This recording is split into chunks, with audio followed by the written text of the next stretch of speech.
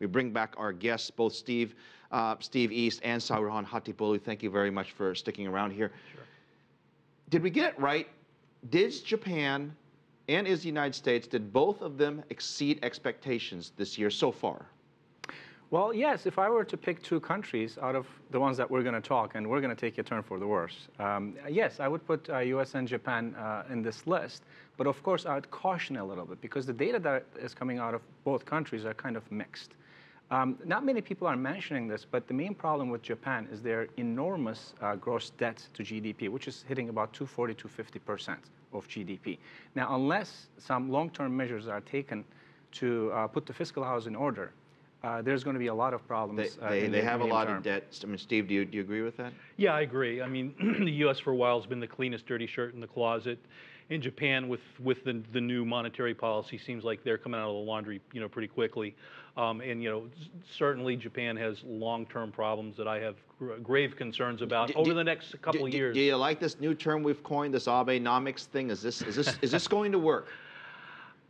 It's going to, in my view, it's going to work for a couple of years. But my concern is with a 2% inflation policy, Japan may be looking back and go, we should have been careful what we wish for, because the problem is if bond yields in Japan actually reflect and give you a real yield with 2% inflation, Japan may have a hard time servicing the mountain of debt. It's better than not working for a couple of years. Sure, it's better not working for a couple of years. It's better to blow up, in 3 or 4 years, 5 years, than blow up today. All right. We're going to try to be positive here. Let's talk about the U.S. markets. Consumer spending, okay. Housing market doing relatively well. Businesses flush with cash. Corporate profits seem to be intact. It's really the government that we have this big question mark. We started a year with this whole sequestration issue where they were going to raise taxes and they're going to cut spending, which we thought was going to really hurt the economy, or at least some people did. We didn't see that. Why? Well, I think it's still too early in the game. It has just started. There's, if we're invited back to the program, Phil, in September, October, we're going to be sitting here and talking about the debt ceiling again, because it's coming.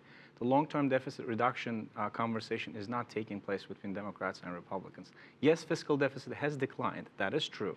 And it has helped the economy psychologically. But the bigger problem is out there, and we're going to have to deal with this eventually. Steve, you've been covering the economy for a while. I just want to ask you, do you think the stock market has gotten ahead of sort of the economics of it all?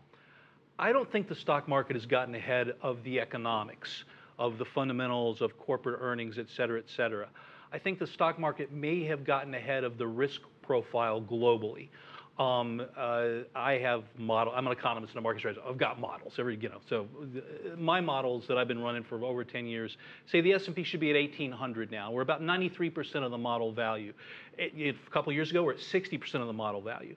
So every time Europe simmers down and there's like no big crisis that there's going to have a currency union breakup or a Lehman moment emanating out of Europe, the stock market can go up.